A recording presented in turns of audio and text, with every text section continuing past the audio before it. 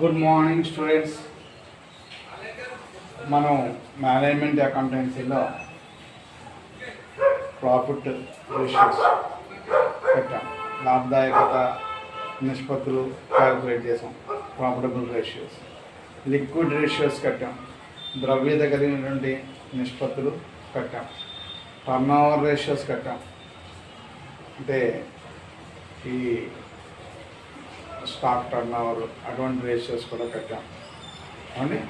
అంటే ఆపరేటింగ్ నిష్పత్తులు కట్టాం, అలాగే లిక్విడ్ నిష్పత్తులు కట్టాం, ప్రాఫిటబుల్ నిష్పత్తులు కట్టాం. అదే రకంగా లెవరేజీ నిష్పత్తులను కూడా ఉన్నాయి. ఆర్థిక పటిష్టతను తెలియజేసేటువంటి నిష్పత్తులు, వాటిలో ముఖ్యమైనవి ఒక 3 వరకు ఉన్నాయి. అవి ఈరోజు ఒకసారి మీకు చెప్తాను. ఈ రోజుతోటి ఈ యొక్క రేషియో అనాలిసిస్లో ఉన్నటువంటి రేషియోస్ అన్నీ కూడా మనం చెప్పుకోవడం పూర్తవుతుంది. ఇక ఏవైనా సంస్థలో కనుక 1-2 రేషియోస్ అక్కడక్కడ కొత్త నిష్పత్తులు ఏమైనా కనపడితే అవి కూడా మనం ఫస్ట్ పేజీలోకి రాసుకొని వాటిని కూడా మనం చదువుకోవాల్సి ఉంటుంది. ముఖ్యమైన రేషియోస్ ఏవైతే ఉన్నాయో అవన్నీ కూడా మీకు నోట్స్లో ప్రయారిటీ ప్రకారంగా చెప్పుకుంటూ వచ్చాను. మీకు ప్రాఫిటబుల్ రేషియోస్ అని చెప్పాను, లిక్విడ్ రేషియోస్ అని చెప్పాను, అలాగనే ఈ యొక్క ఆపరేటింగ్ రేషియోస్ అనేటువంటివి కూడా చెప్పడం జరిగింది. అలాగే లేవరేజెస్ నిష్పత్తులు, అంటే ఆర్థిక పటిష్టత సంబంధించినటువంటి నిష్పత్తులు కూడా ఈరోజు సూత్రాల మీద చెప్పి సమ్ చేయిస్తాను. ఇంకా ఈ వాళ్ళతోటి అన్ని రకాల రేషియోస్ కంప్లీట్ అయిపోతున్నాయి కాబట్టి టుమారో నుండి నేను ఆడిటింగ్ క్లాస్ని చెప్తానండి. ఆడిటింగ్ క్లాస్ అంటే ప్రీవియస్లో కొన్ని క్లాసెస్ చెప్పాము, వాటి కంటిన్యూటీ ఎంతవరకు వచ్చిందో మనం చూసుకుని దాని నెక్స్ట్ కంటిన్యూషన్ అనేటువంటిది ఏమిటి అనేది చెప్పుకుంటూ వెళ్దాం. అదే రకంగా మనకి ఇప్పటి వరకు కూడా ఈ యొక్క మేనేజ్మెంట్ అకౌంటింగ్లో first analysis of financial statements చూసాం. అలాగే తర్వాత మనం ఇంకేం చూసామండి, నిష్పత్తుల విశ్లేషణ చూసాం. రెండోది నిష్పత్తుల యొక్క విశ్లేషణ ఏ రకంగా కట్టాలి అనేటువంటిది మనం చూసాం. తర్వాత లాస్ట్ టాపిక్ ఒకటి గతంలో మనం చెప్పేసుకున్నదే, అందువల్ల అది పెద్దగా మనకి ఎక్కువ టైం ఏమీ తీసుకోదు, ప్రాక్టీస్ చేస్తే సరిపోతుంది. ఏది బ్రేక్ ఈవెన్ పాయింట్ అదేమి కూడా, అంటే లాస్ట్ 4th సెమ్లో మనం చెప్పుకున్నాం. ఆ సమ్ తాలూకా డీటెయిల్స్ మన దగ్గర ఉన్నాయి. 4th and 5th సెమ్లో చెప్పుకుంటున్నాం. అవి మీకు చెప్పాను గతంలో. మనకి కాస్టింగ్లో వచ్చింది అనుకుంటా, చివరిలో వచ్చింది, అక్కడ మీకు చెప్పాను. అది అదే యూనిట్లో సమ్స్ మళ్ళా రిపీట్ అవుతుంది కాబట్టి ఆ యూనిట్ కూడా మనకి కంప్లీట్ అయిపోయినట్టుగా మనం చెప్పుకోవచ్చు. అంటే ఇంట్రడక్షన్ చాప్టర్ అయిపోయింది, తర్వాత అనాలిసిస్ ఆఫ్ ఫైనాన్షియల్ స్టేట్మెంట్స్ అయిపోయింది, అట్లానేనండి ఇవాళతోటి రేషియో అనాలిసిస్ కూడా అయిపోతుంది. ఆల్మోస్ట్ బ్రేక్ ఈవెన్ పాయింట్ కూడా మనం చెప్పేసుకున్నదే కాబట్టి అది కూడా మనకి ఏ ఇబ్బంది కూడా లేదు. ఇక మేనేజ్మెంట్ అకౌంటింగ్లో 2 యూనిట్స్ ఉంటాయి. ఒకటి ఏంటండి అంటే క్యాష్ ఫ్లో ఇన్కమ్ స్టేట్మెంటు, రెండవది funds flow statement. Cash flow statement, funds flow statement, ఆ 2 యూనిట్స్ కనుక మనం చెప్పినట్టయితే టోటల్గా మనకి ఈ మేనేజ్మెంట్ అకౌంటింగ్ అనేటువంటి సిలబస్ కంప్లీట్ అయిపోతుందండి. ఒక 2 యూనిట్స్ మనం చెప్పుకున్నట్టయితే కంప్లీట్ అయిపోతుంది. అందువల్ల ఇప్పుడు నేను ఏం చేస్తున్నానండి అంటే మేనేజ్మెంట్ అడ్వాన్స్గా వచ్చాను కాబట్టి ఇప్పుడు మళ్ళీ ఒకసారి ఆడిటింగ్కి వెళ్తున్నాను. అయితే ఆడిటింగ్కి వెళ్ళాను అంటే మన మేనేజ్మెంట్ మర్చిపోతాం మనం.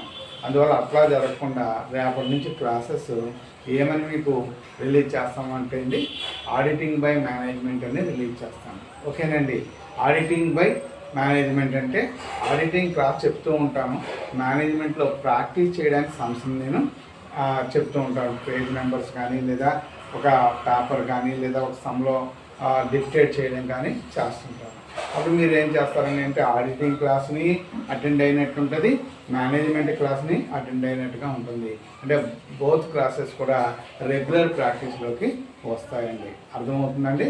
ఫస్ట్ ఆడిటింగ్ పేరుతోటి ఒక 8 క్లాసులు అయినా మనకి వచ్చినాయండి.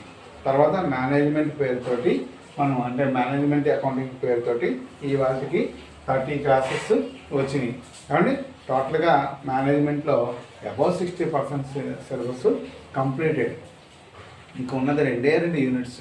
ఒకటి క్యాష్ ఫ్రమ్ ఆపరేషన్స్, రెండవది cash flow statements, fund flow statements. అవి 2 యూనిట్సే ఉన్నవి మనకి.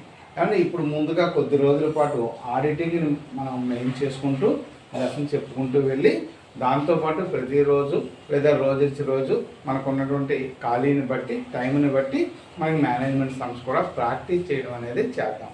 నేను సమ్ చెప్తుంటాను, మీరు ఆన్సర్ చేసుకుంటారు కానీ ఆ రకంగా మీరు లేదంటే ఏదైనా బుక్లో ఆ పేజ్ నెంబర్ చెప్తాను, ఐడెంటిఫై చేసుకుని ఆ సమ్ చేసి చూద్దరు కానీ ఆ రకంగా మీరు చేసుకుని వెళ్ళినట్టయితే అటువైపు మనకి అవి అందుబాటులోకి వచ్చినట్టు ఉంటాయి, ఇటు ఆడిటింగ్ కూడా అందుబాటులోకి వచ్చినట్టుగా ఉంటుంది.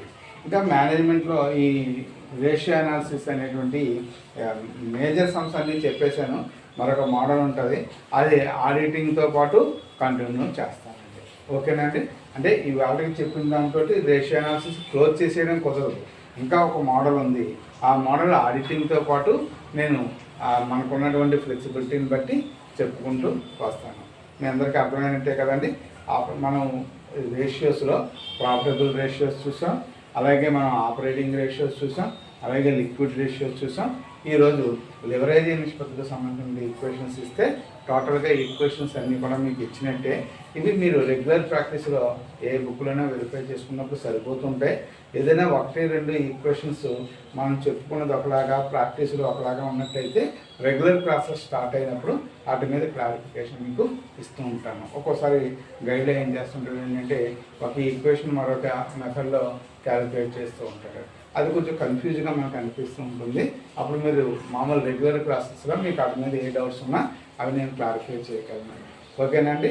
అయితే ఇప్పుడు ఈరోజు మనకు ముందుగా ఈ నిష్పత్తుల విశ్లేషణలో ఫస్ట్ 2 పేజీల్లో రాస్తున్నారు కదా రేషియోస్ 4, 4, 4 అలాగే ఇప్పుడు దాకా 12, 13 రేషియోలు రాశారు కదా. దాని దిగువన ఈరోజు హెడ్డింగ్ పెట్టుకుని ముందు ఈక్వేషన్స్ రాసుకోండి, దాని ముందు ఈక్వేషన్స్ రాసుకోండి. ఓకే. ఈరోజు ఈక్వేషన్స్ పేరేంటి? ఆర్థిక పటిష్టత నిష్పత్తులు. ఆర్థిక పటిష్టత నిష్పత్తులు హెడ్డింగ్ పెట్టుకోండి. ఆర్థిక పటిష్టత నిష్పత్తులు. పటిష్టం అంటే గట్టిగా అంటాం చూసారా, బలంగా అంటాం కదా, ఆ మీనింగ్ అనమాట. ఆర్థిక పటిష్టత నిష్పత్తులు. లివరేజ్ రేషియోస్, ఇంగ్లీష్ మీడియంలో leverage ratios, LEVARAGE, leverage ratios. Leverage ratios, leverage ratios. First 1వ సూత్రం రాసుకోండి, ఫస్ట్ ఈక్వేషన్ రాసుకోండి. అప్పు ఈక్విటీ రేషియో, అప్పు ఈక్విటీ నిష్పత్తి. అప్పు ఈక్విటీ నిష్పత్తి ముందు తెలియముడిగా రాసేసుకోండి కన్ఫ్యూజ్ అవ్వకుండా, తర్వాత ఇంగ్లీష్ మీడియం చెప్తాను. అప్పు ఈక్విటీ నిష్పత్తి ఈజ్ ఈక్వల్ టు, అప్పు ఈక్విటీ నిష్పత్తి ఈజ్ ఈక్వల్ టు దీర్ఘకాలిక రుణ మూలధనము, దీర్ఘకాలిక రుణ మూలధనము, దీర్ఘకాలిక రుణ మూలధనము బై ఈక్విటీ వాటా మూలధనము. దీర్ఘకాలిక రుణ మూలధనము బై ఈక్విటీ మూలధనం.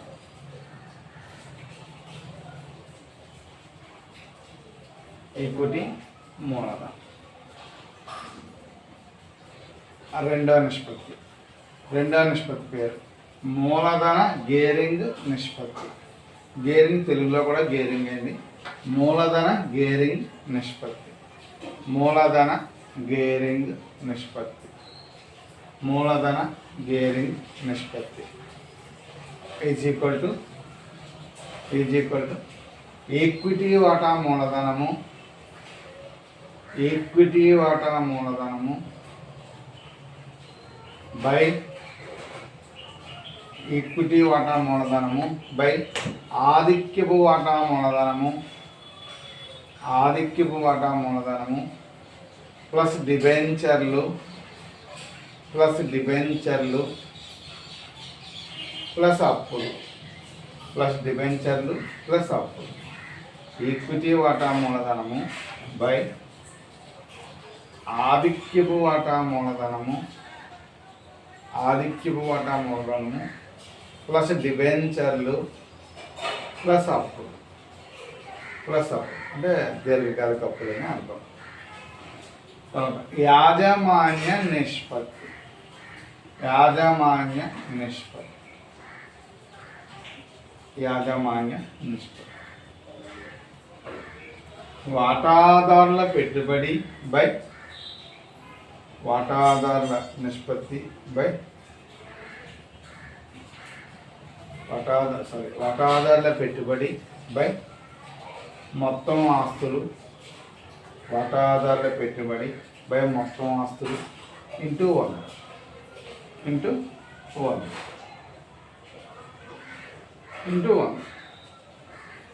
ఆ మూడితోని ఈ రేషియోస్ అయిపోయినాయి. మరి గతంలో నేను స్థిరాస్తుల నిష్పత్తి చెప్పానో లేదో సమ్లో వచ్చింది, అది అందువల్ల చెప్పలేదేమో అని మీకు ఇక్కడ రాస్తున్నాను ఆ రేషియో. కాబట్టి ఒకవేళ రాసుకోకపోయి ఉంటే ఇప్పుడు ఒకసారి రాసుకోండి. స్థిరాస్తుల నిష్పత్తి. స్థిరాస్తుల నిష్పత్తి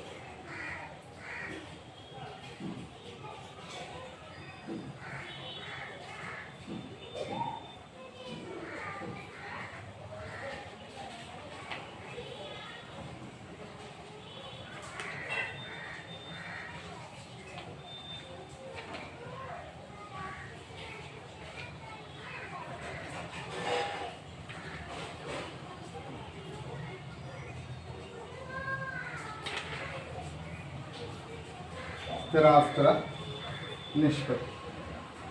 fixed assets by capital employed అంటే ఏంటంటే ఇది స్థిరాస్తులు బై తెలుగులో రాసుకుంటాం. స్థిరాస్తులు బై వినియోగించిన మూలధనం. స్థిరాస్తులు బై వినియోగించిన మూలధనం. అంతకుముందు స్థిరాస్తుల టర్న్ ఓవర్ నిష్పత్తి చెప్పినట్టున్నాను. అంటే ఫిక్స్డ్ అసెట్స్ టర్న్ ఓవర్ రేషియోలో చెప్పాను. అది అమ్మకాలుపై నికర లాభం మీద కానీ చెప్పుకుంటాను. ఇది వేరుగా ఉంది. స్థిరాస్తుల నిష్పత్తి. Fixed assets by capital employed. మీకు ఫిక్స్డ్ అసెట్స్ అంటే స్థిరాస్తులు బై వినియోగించిన మూలధనం. అంటే ఇక్కడ మీకు స్థిరాస్తులు తెలుసు, వినియోగించిన మూలధనం ఏంటో రాసుకోండి. వినియోగించిన మూలధనం ఈజ్ ఈక్వల్ టు వాటాదారుల నిధులు ప్లస్ దీర్ఘకాలిక అప్పు. వాటాదారుల నిధులు ప్లస్ దీర్ఘకాలిక అప్పు. వాటాదారుల నిధులు ప్లస్ దీర్ఘకాలిక అప్పు. వాటాదారుల నిధులు ప్లస్ దీర్ఘకాలిక అప్పు.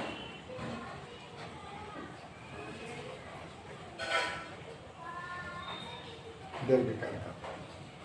ఓకే, ఇప్పుడు ఇంగ్లీష్ మీడియం రాసుకుందాం. లెవరేజ్ రేషియోస్ హెడ్డింగ్ పెట్టుకోండి. లెవరేజ్ రేషియోస్ హెడ్డింగ్ పెట్టుకోండి. లెవరేజ్ రేషియోస్ పెట్టుకున్న తర్వాత first equation, first debt equity ratio. Debt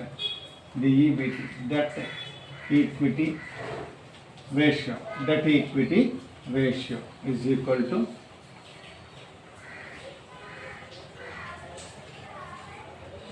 long term liabilities by equity share capital.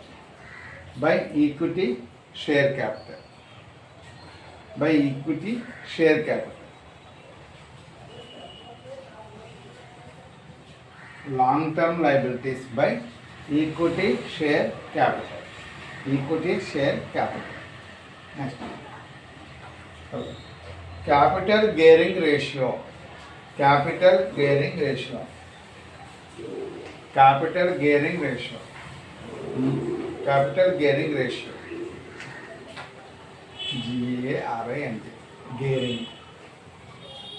Capital gearing ratio. Equity share capital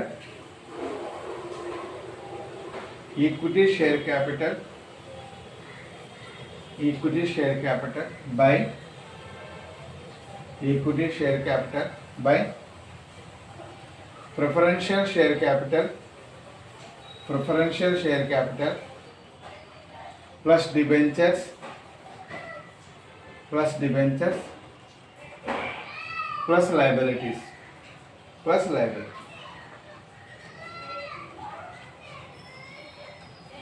preferential share capital plus debentures plus liabilities.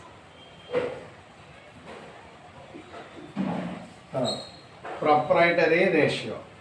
Proprietary యాజమాన్య అంటే proprietor అంటారు చూసారా, అది proprietary ratio.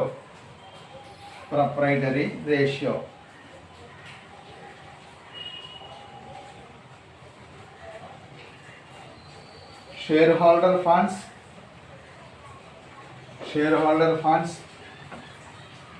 by total assets into 100. Shareholder funds by total assets into 100. మీరు కూడా ఈ ratio గతంలో చెప్పినా లేదో ఇక్కడ రాసుకోండి. అంటే fixed assets turnover ratio చెప్పినట్టున్నాను, ఇది ఫిక్స్డ్ అసెట్స్ రేషియో, స్థిరాస్తుల నిష్పత్తి. దీని సూత్రం ఏంటంటే fixed assets by capital employed అనమాట. రాసుకోండి. Fixed assets ratio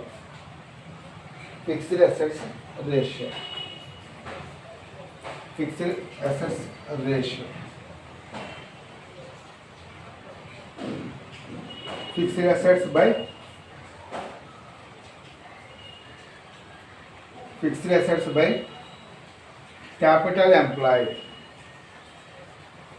Fixed assets by capital employed. Fixed assets అంటే మీకు తెలుసు, క్యాపిటల్ ఎంప్లాయిడ్ రాసుకోండి. క్యాపిటల్ ఎంప్లాయిడ్ అంటే కింద capital employed is equal to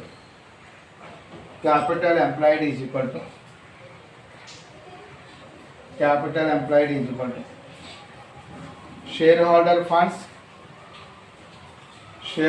funds plus long term funds. Shareholder funds plus long term liabilities అన్న funds అన్నది.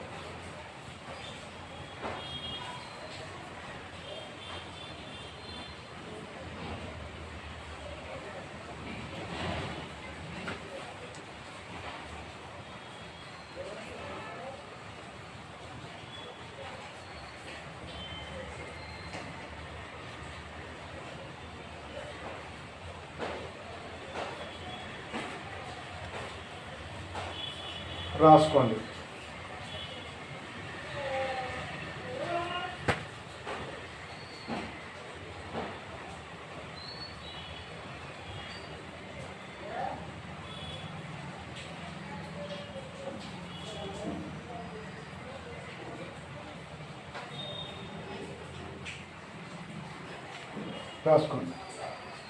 అంటే ఇక్కడ మీకు ఈరోజు ఈక్వేషన్స్ ఇచ్చాను, దీని మీద ఒక సమ్ చెప్తాను, దానికి ఉన్నటువంటి రేషియోస్ మీరు నెమ్మదిగా క్యాలిక్యులేట్ చేస్తే మీకు వస్తాయి, పెద్ద ఇబ్బంది ఏమీ కూడా లేదు.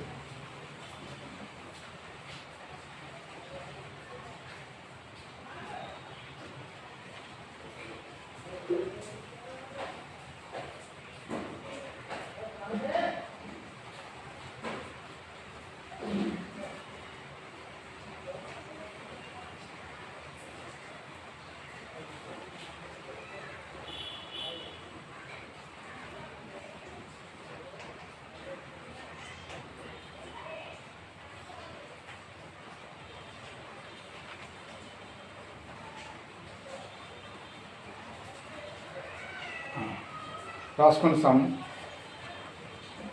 Following is the page number ఎంత అంటే అండి 73 అండి. మీకు తెలుసు కదా, మీ దగ్గర ఉన్న టెక్స్ట్ బుక్లో page number 73, problem number 4. Page number 73, problem number 4. Page number 73, problem number 4 రాసుకోండి. బుక్స్ ఉన్నవాళ్ళు బుక్స్ దగ్గర పెట్టుకొని రాసుకోండి, మిస్టేక్స్ లేకుండా వస్తాయి మీకు. Following is the Following is the balance sheet of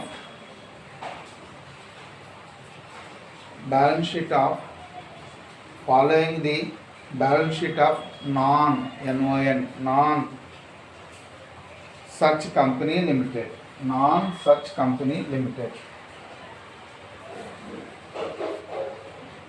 Non oblique hyphen such company అంటే company limited. Non such company limited for the year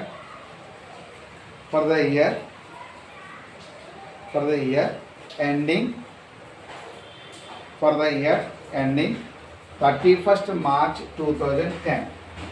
31st March 2010. Following is the balance sheet of non such company limited for the year ending 31st March 2010.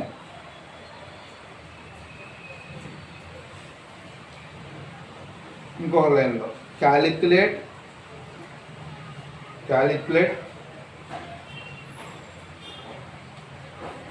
Ratios for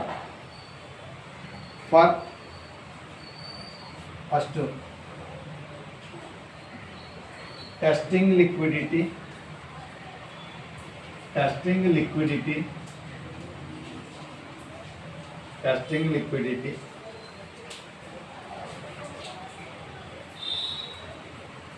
testing solvency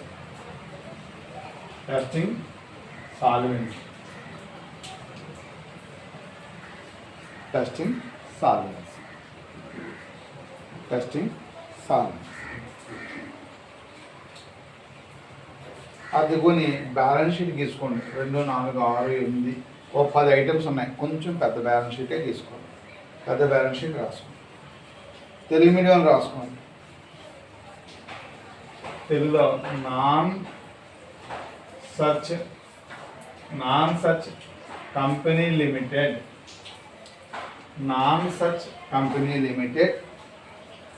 31 మార్చి 2010 నాటి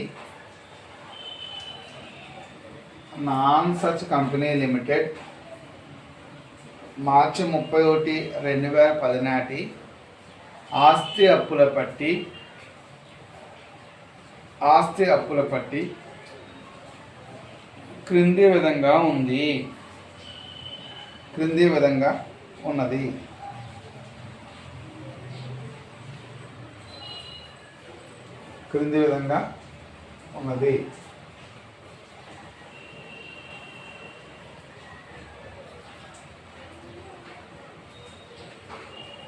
అప్పులు మొత్తం ఆస్తులు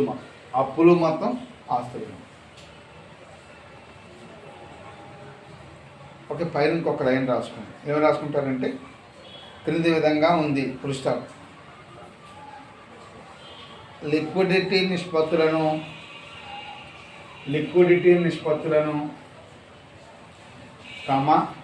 solvency నిష్పత్తులను లెక్కించండి.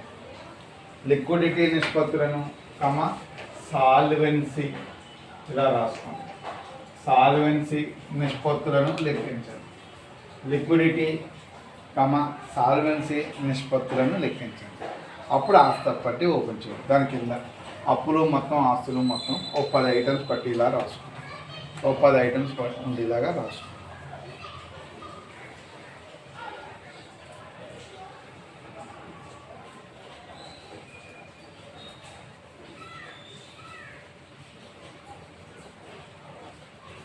Liabilities amount, assets amount. Liabilities amount, assets amount. అప్పులు మొత్తం ఆస్తులు మొత్తం బోత్ మీడియంస్ రాసేసుకోండి. చెప్పేస్తున్నాను. అప్పుల వైపు ఈక్విటీ షేర్ క్యాపిటల్. ఈక్విటీ వాటా మూలధనం.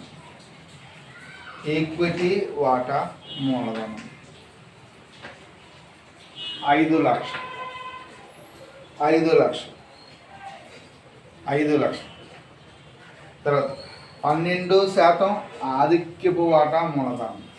12% ఆధిక్యపు వాటా మూలధనం, 12% preferential share capital, 12% preferential share capital, 12% ఆధిక్యపు వాటా మూలధనం, 2,50,000, 2,50,000.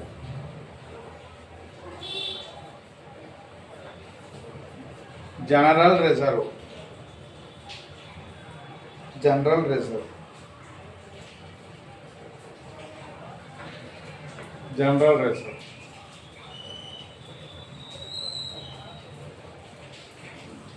50,000. సాధారణ రిజర్వ్ 50,000. జనరల్ రిజర్వ్, సాధారణ రిజర్వ్ 50,000, 50,000.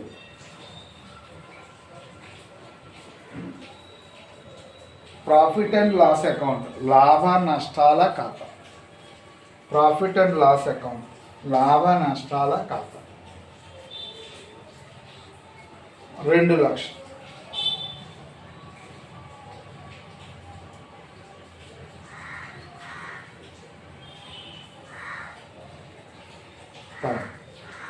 పన్ను ఏర్పాటు, ప్రావిజన్ ఫర్ ట్యాక్స్, పన్ను ఏర్పాటు, provision for tax 88,000, 88,000.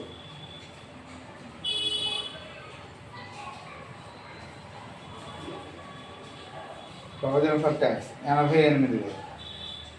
Bill payable,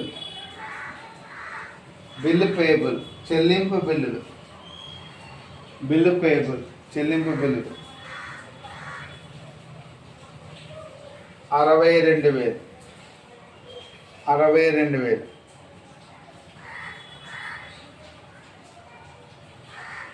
bank OD, bank OD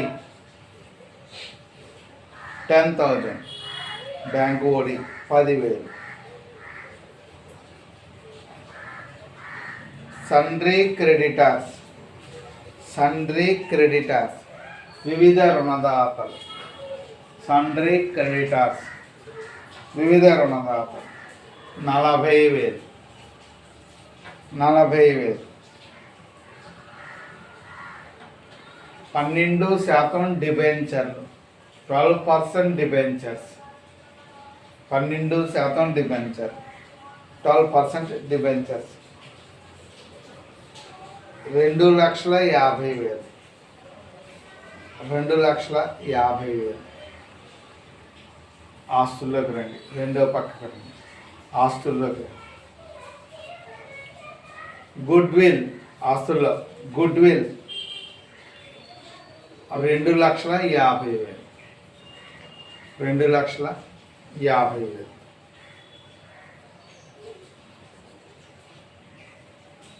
plant and machinery, plant యంత్రాలు, ప్లాంట్ అండ్ మిషనరీ, ప్లాంటు యంత్రాలు 3,00,000, 3,00,000. ల్యాండ్ అండ్ బిల్డింగ్స్, భూమి భవనాలు, ల్యాండ్ అండ్ బిల్డింగ్స్, భూమి భవనాలు 3,50,000, 3,50,000. Furniture, furniture 50,000, 50,000. స్టాక్ సరుకు, స్టాక్ సరుకు 3,00,000, 3,00,000. బిల్ రిసీవబుల్, వసూలు బిల్లులు, బిల్ రిసీవబుల్, వసూలు బిల్లులు 15,000, 15,000.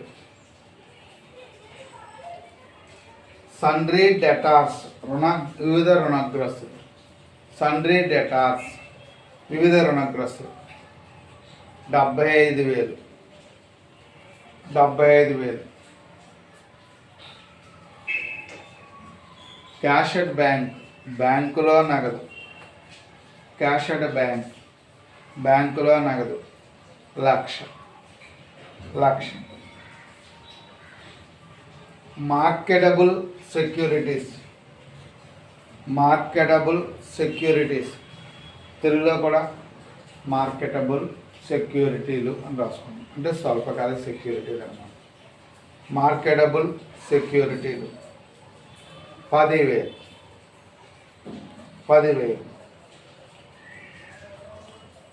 రెండు వైపులా టోటల్స్ 14,50,000. 14,50,000.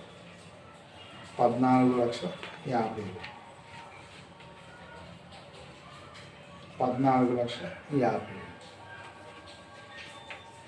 ఇక్కడ టెస్టింగ్ రేషియోస్ అన్నాడే కానీ అవి ఏమి కట్టాలి అనేది చెప్పలేదు. మరి టెస్టింగ్ రేషియోస్ అంటే ఏం కడతారు అంటే,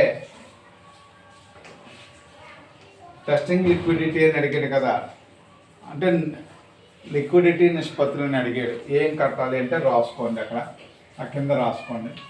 1 కరెంట్ రేషియో, ప్రస్తుత నిష్పత్తి. కరెంట్ రేషియో ప్రస్తుత నిష్పత్తి. ఆన్సర్ కూడా చెప్తున్నాను, 2.5 వేసుకోండి, మీరు కట్టుకోండి, అంత వస్తుంది మీకు వచ్చు కదా. Current ratio 2.5. తర్వాత liquidity ratio, liquidity ratio 1.0. Current ratio అంటే ప్రస్తుత నిష్పత్తి అండి, ప్రస్తుత నిష్పత్తి.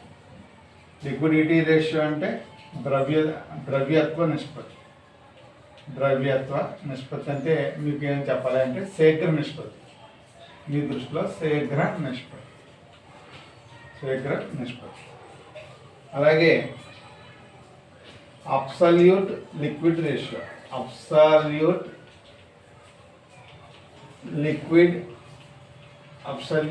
లిక్విడ్ రేషియో అంటే తెలుగులో పరమ ద్రవ్యత నిష్పత్తి. మనం కట్టామండి సేమ్ సమ్. పరమ ద్రవ్యత నిష్పత్తి 0.55. దీని ఆన్సర్ 0.55.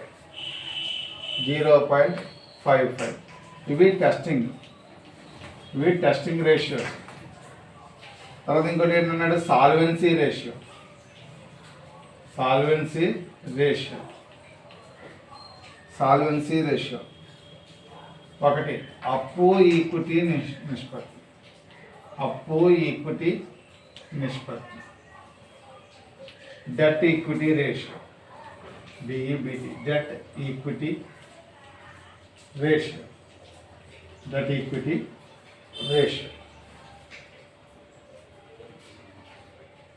రెండవది యాజమాన్య నిష్పత్తి. ప్రొప్రైటరీ రేషియో, యాజమాన్య నిష్పత్తి. డెట్ ఈక్విటీ రేషియో ఎంత వచ్చింది అంటే 0.25 వస్తుంది. 0.25.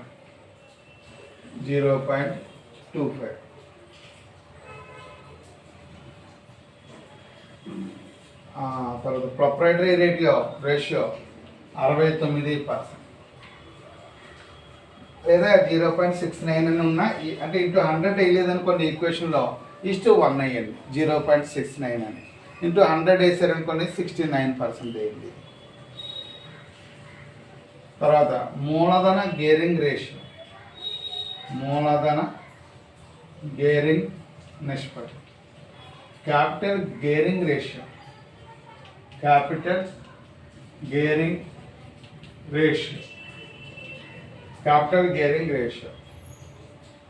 1.0:1. 1.0:1. తర్వాత స్థిరాస్తుల నిష్పత్తి.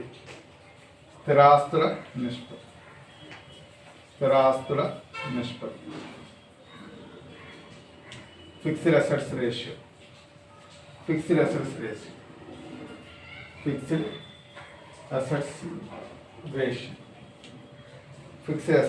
Ratio 0.76 east 1. 0.76 ఈస్ట్ 1. ప్రయత్నం చేసి చూడండి, వస్తుంది. ఒకవేళ రాకపోతే కనుక చూడవచ్చు. ఇక్కడ ఆస్తపుల పట్టిలో మీరు టిక్ పెట్టేసుకోవచ్చు. అంటే ఫిక్స్డ్ అసెట్స్ అంటే ఏం తీసుకోవాలా అంటే మీకు ఇక్కడ ఫిక్స్డ్ అసెట్స్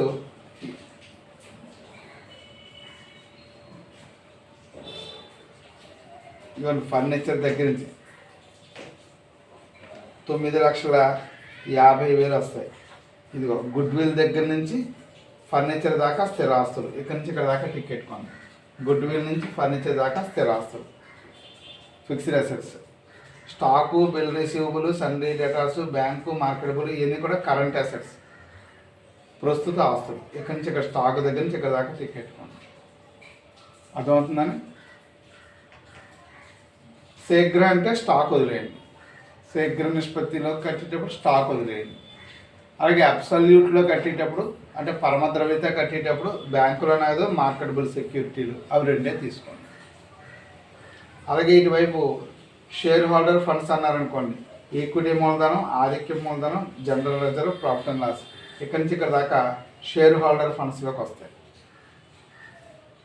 తర్వాత provision for tax, bill payable, bank OD, sundry, creditors ఈ 4 కూడా కరెంట్ లైబిలిటీస్, ప్రస్తుత అప్పులు అవుతాయి.